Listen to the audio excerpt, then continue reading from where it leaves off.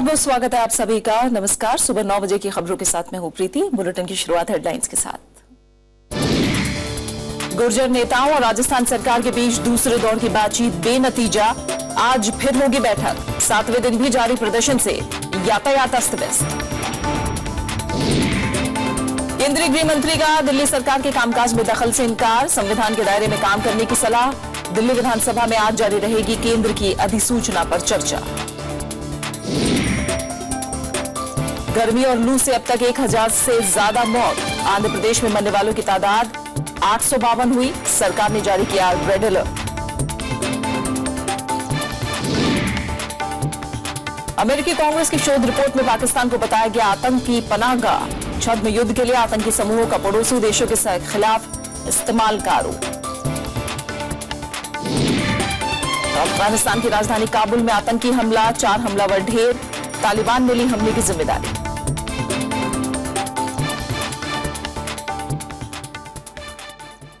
प्रधानमंत्री नरेंद्र मोदी 6 जून को 2 दिन की यात्रा पर बांग्लादेश रवाना होंगे। विदेश मंत्रालय के मुताबिक इस यात्रा के दौरान दोनों देशों के बीच द्विपक्षीय संबंधों को मजबूती मिलेगी। प्रधानमंत्री बनने के बाद नरेंद्र मोदी पहली बार बांग्लादेश जाएंगे। इस यात्रा के दौरान दोनों देशों के बीच कई महत्वपूर्ण समझौते होने की भी संभावना है। प्रधानमंत्री बांग्लादेश के राष्ट्रपति अब्दुल हामिद से भी मुलाकात करेंगे। प्रधानमंत्री ढाका यूनिवर्सिटी में एक समारोह में शिरकत करेंगे। साथ ही राजधानी में बंगबंधु इंटरनेशनल कॉन्फ्रेंस हॉल में व्याख्यान देंगे। प्रधानमंत्री नरेंद्र मोदी नेशनल मेमोरियल का दौरा करेंगे और वहां 1971 के मुक्ति संग्राम के शहीदों को श्रद्धांजलि देंगे। भारत बांग्लादेश सीमा भूमि अदला बदली समझौते संबंधी विधेयक के संसद से पारित होने के बाद हो रही प्रधानमंत्री की इस यात्रा को लेकर बांग्लादेश में उत्साह का माहौल है। केंद्रीय गृह मंत्री राजनाथ सिंह ने उम्मीद जाहिर की है कि प्रधानमंत्री के इस दौरे के दौरान दोनों देशों के बीच तीस्ता जल बंटवारे पर सहमति बन सकती है। भारत और बांग्लादेश के बीच लैंड बाउंड्री का मामला 40 वर्षों से अधर में लटका हुआ था, लेकिन इस पर फैसला हो चुका और तीस्ता जल बंटवारे का मामला भी मैं समझता हूं कि जल्दी इस पर दोनों देशों की मुहर लगेगी और हमें वेस्ट बंगाल की सरकार का भी सहयोग इसमें मिलेगा। हम पूरी तरह से आश्वस्त हैं। केंद्र की एनडीए सरकार को कल 1 साल पूरा हो गया। इस मौके पर बीजेपी अध्यक्ष अमित शाह से लेकर कई केंद्रीय मंत्रियों ने अलग अलग राज्यों में प्रेस कॉन्फ्रेंस और रैलियां करके सरकार की उपलब्धियां गिनाई। बीजेपी अध्यक्ष ने कहा कि मोदी सरकार सक्रियता से अपने वादों को पूरा करने में लगी है। बीजेपी अध्यक्ष अमित शाह ने मंगलवार को दिल्ली में पार्टी मुख्यालय पर प्रेस कॉन्फ्रेंस कर सरकार की उपलब्धियों को सामने रखा। उन्होंने कहा कि बीजेपी के मुख्य मुद्दों को लागू करने के लिए 2/3 बहुमत जरूरी है। आज भी वो कोर इश्यू को एड्रेस करने जितना बहुमत हमें नहीं मिला है। आपको ये मालूम होना चाहिए, उसके लिए हमें 370 सीटें चाहिए। अमित शाह ने हरियाणा के करनाल में एक रैली भी की। उन्होंने काले धन पर विपक्ष की आलोचनाओं को दरकिनार करते हुए कहा कि विदेशों में जमा धन लाने की प्रक्रिया एनडीए सरकार ने ही शुरू की है। मित्रों, काले धन पर 7 साल तक किसी भी सरकार ने एक भी कदम नहीं उठाया था। भारतीय जनता पार्टी की मोदी सरकार ने अपनी सरकार बनने की पहली ही कैबिनेट के पहले प्रस्ताव पर काले धन के खिलाफ एसआईटी बनाने का निर्णय किया।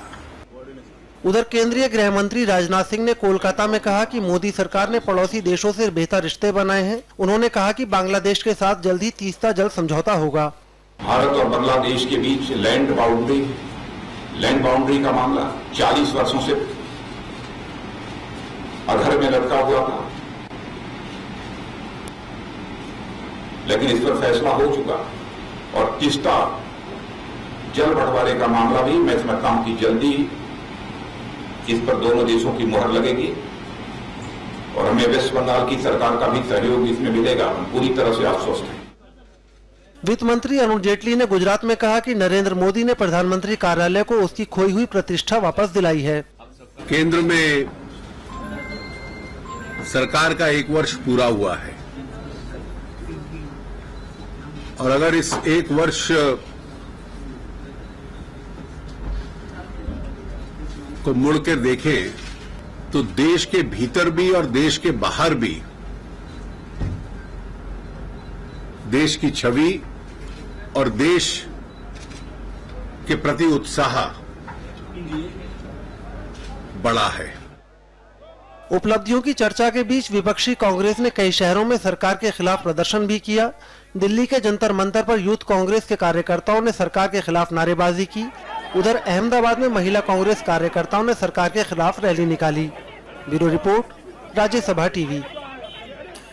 प्रधानमंत्री नरेंद्र मोदी ने 1 साल में किए गए कामों का ब्यौरा दिया। देश के नाम खुली चिट्ठी में उन्होंने अर्थव्यवस्था में सुधार और गरीबों के फायदे के लिए उठाए गए कदमों की भी जानकारी दी।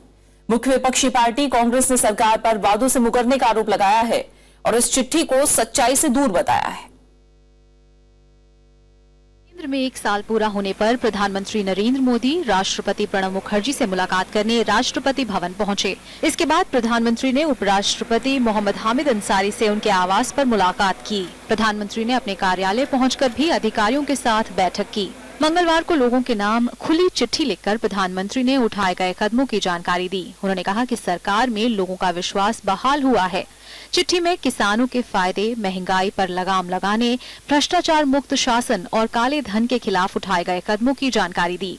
प्रधानमंत्री ने बुनियादी ढांचे के विकास के अलावा स्मार्ट सिटी, पूर्वोत्तर के विकास की प्राथमिकता की बात कही। इस बीच एनडीए सरकार के 1 साल के कामकाज पर कांग्रेस ने सवाल खड़े किए हैं। उसका कहना है कि प्रधानमंत्री की ये चिट्ठी सच्चाई से कोसों दूर है। The Modi government also promised 10 crore jobs in 5 years at the rate of 2 crore jobs per year. But I don't think a single job has been provided so far. जाहिर है साल भर के प्रदर्शन का सरकार जहां जमकर प्रचार कर रही है, वहीं विपक्षी दल उसे वादों की याद दिला रहे हैं। प्रणव गोस्वामी के साथ bureau report, Rajya Sabha TV. Corporate जगत का मानना है कि निवेशकों का भरोसा जीतना और ब्रांड इंडिया को फिर से स्थापित करना एनडीए सरकार की बड़ी कामयाबी है। उद्योग जगत के मुताबिक केंद्र की तरफ से उठाए गए कदमों से विकास में तेजी आएगी। कॉर्पोरेट इंडिया नरेंद्र मोदी सरकार के कामकाज से उत्साहित है। उद्योग जगत का मानना है कि पारदर्शी शासन और स्थिर नीतियों की वजह से निवेशकों का भरोसा बढ़ा है। इस साल में उनकी सबसे बड़ी अचीवमेंट यही रही है कि उन्होंने एक इन्वेस्टर कॉन्फिडेंस और एक पॉजिटिव सेंटिमेंट क्रिएट किया है जो इंडिया में है। दूसरा कि उन्होंने इंडिया के ऊपर, क्योंकि वो ट्रैवल कर रहे हैं, सारे देश विदेशों में जा रहे हैं, उससे एक बड़ा पॉजिटिव फोकस इंडिया पे पड़ रहा है। तो ब्रांड इंडिया का इस्टेब्लिशमेंट हो गया है। विदेशी संस्थागत निवेशकों से मांगे जा रहे 40,000 करोड़ रुपए के मिनिमम ऑर्डिनेट टैक्स यानी मैट को भी उद्योग जगत सही मान रहा है। इनका कहना है कि कानूनी रूप से जो टैक्स बनता है वो भरा जाना चाहिए। फॉरेन इंस्टीट्यूशनल इन्वेस्टर है, उसको तंगी तो होगी, उनके मन में आशंकाएं आएंगी और इन आशंकाओं की वजह से वो अपना पैसा शायद और अलग अलग जगह ले जाए।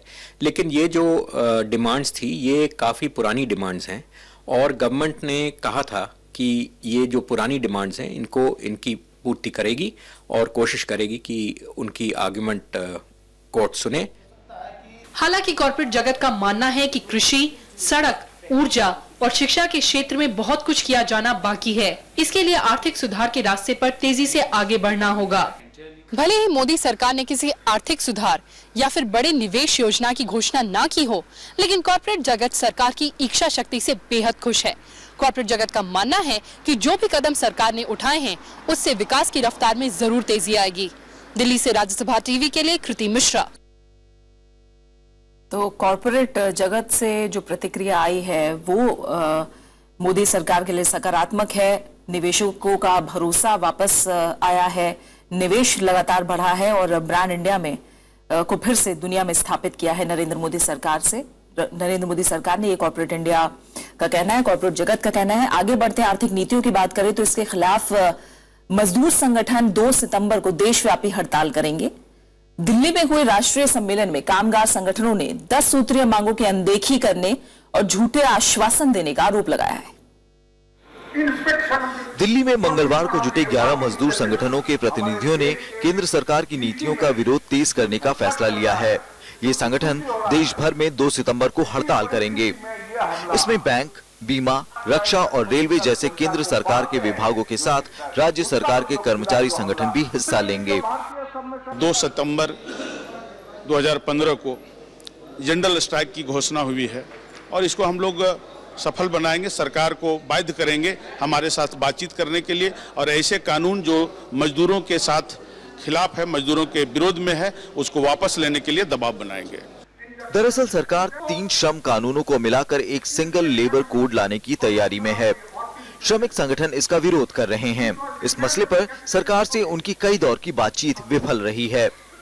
मजदूर संगठनों के मुताबिक सिंगल लेबर कोड के मसौदे में इंडस्ट्री के लिए छटनी के प्रावधान और यूनियन बनाने की राह मुश्किल करने जैसे कदम हैं। आरएसएस समर्थित भारतीय मजदूर संघ भी सरकार के खिलाफ खड़ा है। अभी 2 कोड बना रही सरकार, वेज कोड और आईआर कोड। सरकार ने कोई कंसल्टेशन नहीं की, यानी सरकार लेबर लॉ रिफॉर्म पर एक तरफा बढ़ती जा रही है, जिसके कारण से हमको लगता है कि देश के मजदूरों की अनदेखी सरकार कर रही है। मजदूर संगठन महंगाई, विनिवेश और कामगार के सामाजिक सुरक्षा और श्रम कानून के प्रावधानों को लागू किए जाने संबंधी 10 सूत्री मांगों की अनदेखी से नाराज हैं। प्रणव गोस्वामी, राज्यसभा टीवी।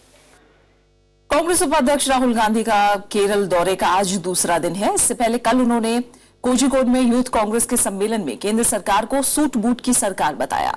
राहुल गांधी ने कहा कि प्रधानमंत्री विदेश दौरों पर तो जा रहे हैं, लेकिन गरीबों की सुध लेने की उन्हें फुर्सत नहीं है। उन्होंने आरोप लगाया कि भूमि कानून में जल्दबाजी में संशोधन करके यूपीए के कानून को कमजोर किया जा रहा है।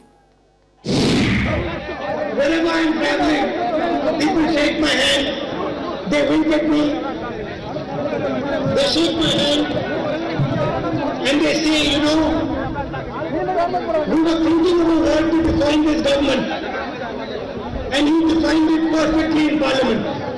This government, the best definition for this government is suit-boot की सरकार।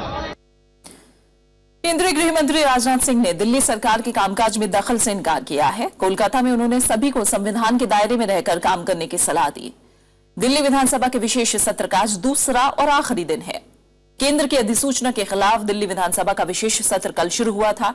सत्र के पहले दिन हंगामे के बीच आम आदमी पार्टी के विधायकों ने केंद्र सरकार से अधिसूचना वापस लेने की मांग की। दिल्ली विधानसभा का मंगलवार को विशेष सत्र शुरू हुआ तो उप मुख्यमंत्री मनीष सिसोदिया ने नियम 107 के तहत गृह मंत्रालय के 21 मई को जारी अधिसूचना पर चर्चा का प्रस्ताव रखा। चर्चा के दौरान आम आदमी पार्टी के विधायकों ने इस अधिसूचना को गैर कानूनी करार दिया। विधायक आदर्श शास्त्री ने कहा कि उपराज्यपाल के खिलाफ महाभियोग चलाने का अधिकार विधानसभा के पास होना चाहिए।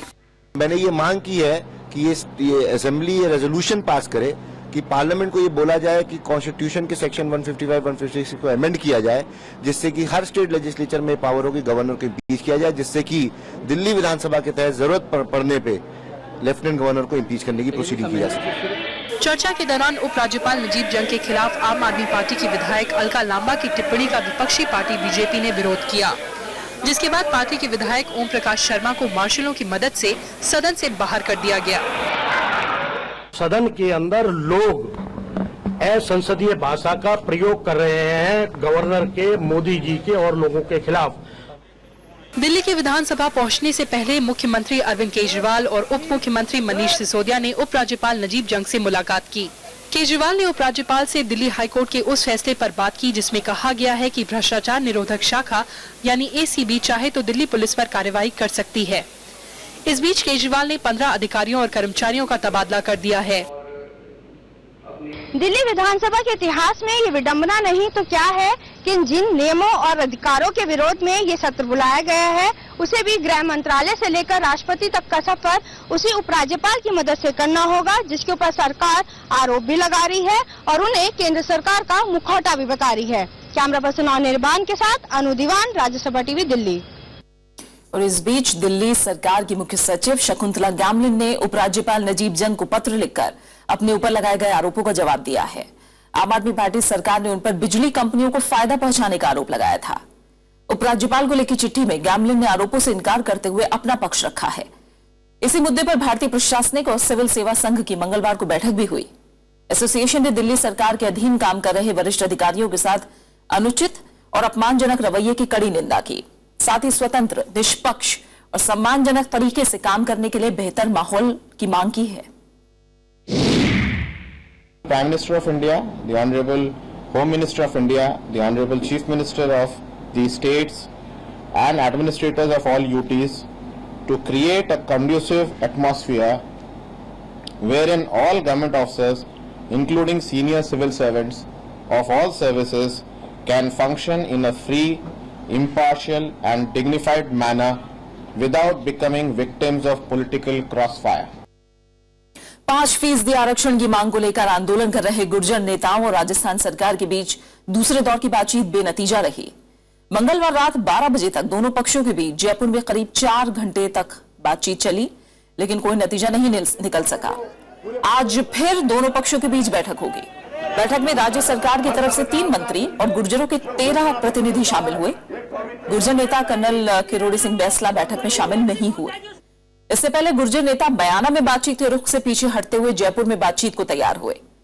शनिवार को बयाना में सरकार और आंदोलनकारियों के बीच पहले दौर की बातचीत हुई थी। भरतपुर में दिल्ली मुंबई रेल मार्ग पर आंदोलनकारी जमा हैं। इसके अलावा दौसा में जयपुर आगरा राष्ट्रीय राजमार्ग पर यातायात को बाधित कर दिया गया। सरकारी नौकरियों में 5% आरक्षण की मांग को लेकर गुर्जर समुदाय के लोग गुरुवार से प्रदर्शन कर रहे हैं।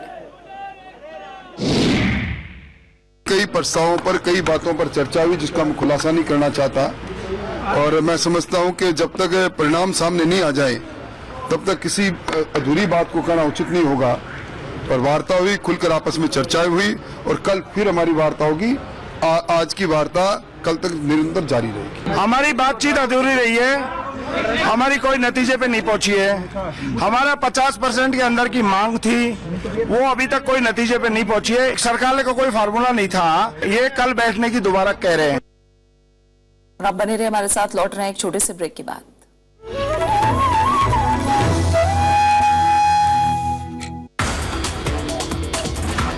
मोदी सरकार का 1 साल, कौन से थे बड़े फैसले,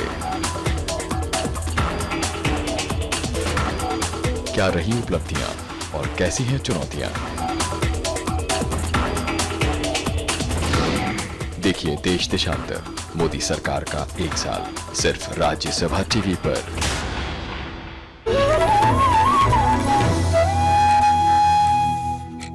ब्रेक के बाद आपका स्वागत है। बात मौसम की। देश भर में लू का कहर जारी है। अब तक भीषण गर्मी और लू से मरने वालों का आंकड़ा 1000 को पार कर चुका है। सबसे ज्यादा मौतें आंध्र प्रदेश और तेलंगाना में हुई हैं। सरकार ने रेड अलर्ट जारी करके लोगों को एहतियात बरतने की सलाह दी है। वैसे तो पूरा देश भीषण गर्मी और लू की चपेट में है, लेकिन आंध्र प्रदेश और तेलंगाना में गर्मी ने ज्यादा कहर बरपाया है।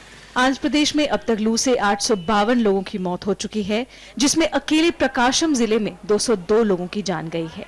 वहीं गुंटूर जिले में 130, विशाखापट्टनम में 112, विजयनगरम में 78 और नेल्लोर में 74 लोगों की मौत हो गई है।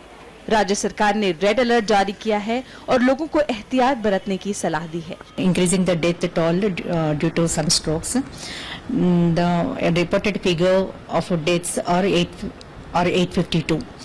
The highest number of deaths are recorded from Prakasham district with 202.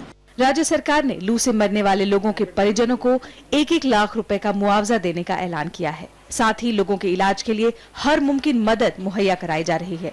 पड़ोसी राज्य तेलंगाना में भी हालत दिन ब दिन खराब होते जा रहे हैं। अब तक यहाँ 250 से ज्यादा लोग जान गंवा चुके हैं। दिल्ली में भी लोग गर्मी से बेहाल हैं। महाराष्ट्र, राजस्थान, उत्तर प्रदेश, बिहार, झारखंड, पंजाब, हरियाणा, मध्य प्रदेश, उड़ीसा और पश्चिम बंगाल में भी लोग प्रचंड गर्मी से परेशान हैं।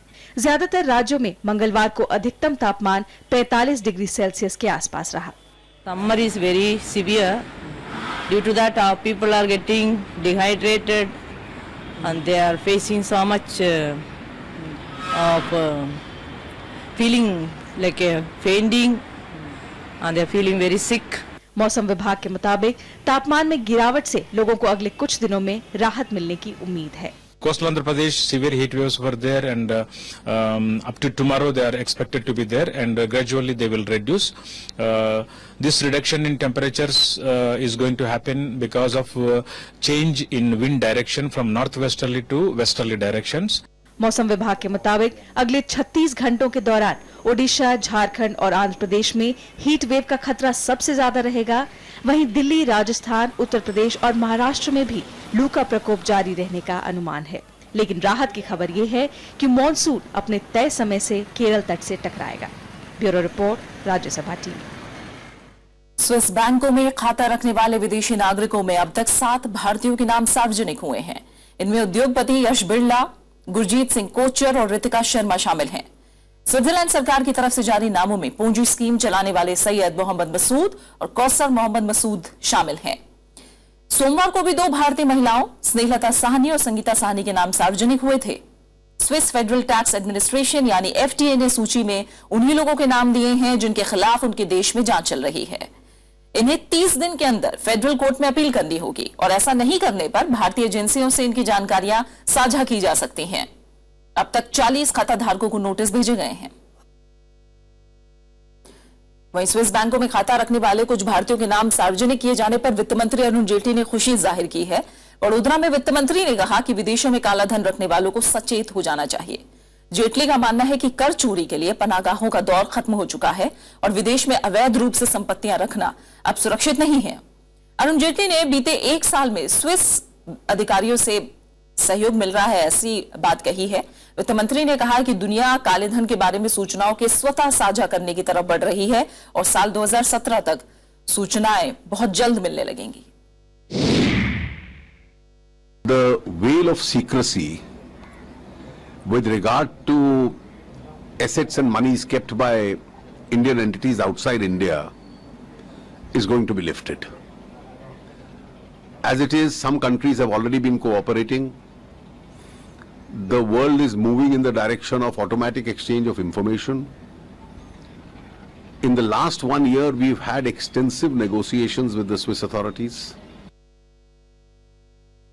केंद्र सरकार को उम्मीद है कि भविष्य में महंगाई काबू में रहेगी। मुख्य आर्थिक सलाहकार अरविंद सुब्रमण्यम ने कल दिल्ली में कहा कि अनाज के पर्याप्त भंडार की वजह से मॉनसून खराब रहने पर भी सरकार महंगाई पर काबू रखने में कामयाब रहेगी। उन्होंने आर्थिक विकास को रफ्तार देने के लिए अगले हफ्ते रिजर्व बैंक की मौद्रिक नीति समीक्षा में नीतिगत दरों में कटौती की उम्मीद जताई है। अरविंद सुब्रमण्यम का मानना है कि ब्याज दरों में कटौती से भारतीय निर्यात बढ़ाने और मेक इन इंडिया अभियान में मदद मिलेगी। उन्होंने कहा कि मौजूदा आर्थिक हालात को देखते हुए ब्याज दरों में कटौती की गुंजाइश है। Last year too we had a less than good monsoon, but inflation was contained, and I think going forward to that, because we do have stocks, adequate stocks, it should be possible to contain inflation going forward, even if the monsoon doesn't turn out to be as good as possible. कुछ अहम अंतर्राष्ट्रीय खबरों की बात करते हैं। पाकिस्तान कई आतंकी समूहों की पनाहगाह है। 14 मई को जारी अमेरिकी कांग्रेस की एक शोध रिपोर्ट में यह बात कही गई है। यह report independent congressional research service यानी CRAS ने जारी की है। रिपोर्ट में यह भी कहा गया है कि पाकिस्तान सरकार इनमें से कई आतंकी समूहों का इस्तेमाल पड़ोसी देशों के खिलाफ भी करती है। हालांकि पाकिस्तान पर CRAS की यह रिपोर्ट अमेरिकी कांग्रेस की आधिकारिक रिपोर्ट नहीं है, लेकिन ये उन मशहूर विशेषज्ञों के जरिए तैयार की गई है जो अमेरिकी सांसदों को पाकिस्तान के ताजा हालात, द्विपक्षीय रिश्तों और पड़ोसियों से संबंध के बारे में जानकारी देते हैं। रिपोर्ट में कहा गया है कि आतंकवाद के बढ़ते दायरे को देखते हुए पाकिस्तान की परमाणु सामग्री और तकनीक की सुरक्षा अमेरिका की प्राथमिकता है। चीन ने मंगलवार को पहली बार अपनी नौसैन्य पहुंच में इजाफा करते हुए आक्रामक रणनीति पेश की, जो भारत के लिए खास तौर से हिंद महासागर में चुनौती पैदा कर सकती है।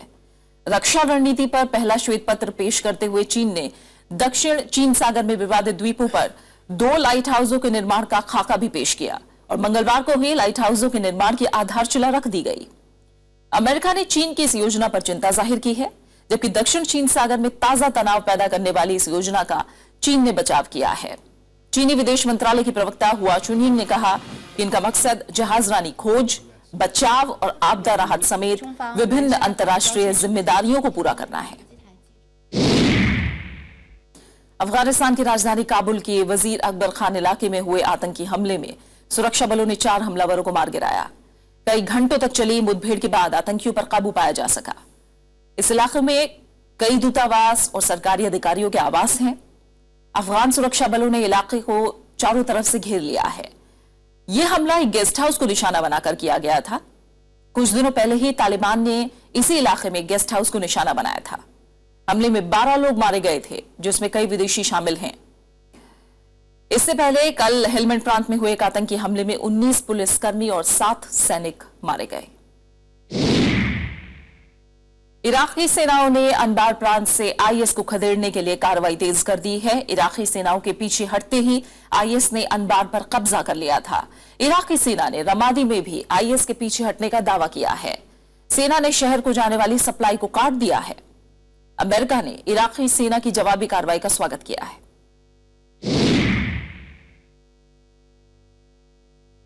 कुछ और अहम खबरें खेल जगत से।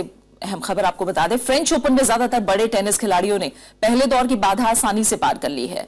दुनिया के नंबर 1 खिलाड़ी सर्बिया के नोवाक जोकोविच, 9 बार के चैंपियन स्पेन के राफेल नडाल और ब्रिटेन के एंडी मरे ने फ्रेंच ओपन के दूसरे दौर में प्रवेश कर लिया है। जबरदस्त फॉर्म में चल रहे जोकोविच ने भी फिनलैंड के निमिनेन को लगातार सेटों में मात दी। वही 10वीं फ्रेंच ओपन खिताब पर नजर टिकाए नडाल ने फ्रांस के हेलिस को लगातार सेटों में 6-3, 6-3, 6-4 से हरा दिया।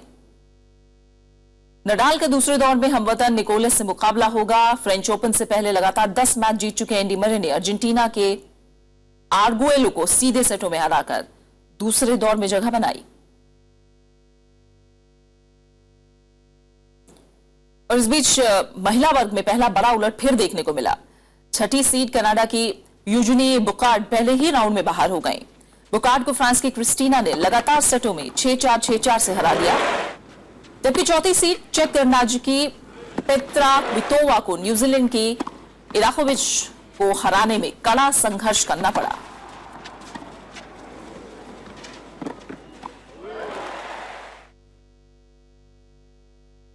देश के पहले प्रधानमंत्री पंडित जवाहरलाल नेहरू की आज पुण्यतिथि है।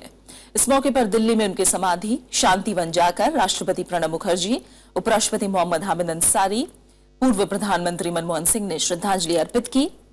इसके अलावा कांग्रेस अध्यक्ष सोनिया गांधी समेत कई नेताओं ने भी श्रद्धासुमन अर्पित किए। प्रधानमंत्री नरेंद्र मोदी ने भी ट्वीट करके पंडित जवाहरलाल नेहरू की पुण्यतिथि पर उन्हें श्रद्धांजलि दी है।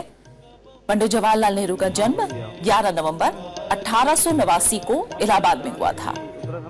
शुरुआती शिक्षा के बाद उन्होंने ट्रिनिटी कॉलेज लंदन से पढ़ाई की। बाद में उन्होंने कैम्ब्रिज विश्वविद्यालय से कानून की डिग्री हासिल की। 1912 में भारत लौटने के बाद उन्होंने आजादी के आंदोलन में सक्रियता से हिस्सा लिया। आजादी के बाद वो देश के पहले प्रधानमंत्री बने और 27 मई 1964 को निधन तक वो इस पद पर रहे। आधुनिक भारत के निर्माण में उनके योगदान को भुलाया नहीं जा सकता।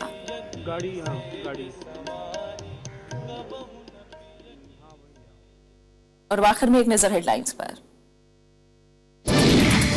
गुर्जर नेताओं और राजस्थान सरकार के बीच दूसरे दौर की बातचीत बेनतीजा। आज फिर होगी बैठक। 7वें दिन भी जारी प्रदर्शन से यातायात अस्त व्यस्त। केंद्रीय गृह मंत्री का दिल्ली सरकार के कामकाज में दखल से इनकार। संविधान के दायरे में काम करने की सलाह। दिल्ली विधानसभा में आज जारी रहेगी केंद्र की अधिसूचना पर चर्चा। गर्मी और लू से अब तक 1000 से ज्यादा मौत। आंध्र प्रदेश में मरने वालों की तादाद 852 हुई। सरकार ने जारी किया रेड अलर्ट। अमेरिकी कांग्रेस की शोध रिपोर्ट में पाकिस्तान को बताया गया आतंकी पनाहगाह। छद्म युद्ध के लिए आतंकी समूह का पड़ोसी देशों के खिलाफ इस्तेमाल का आरोप।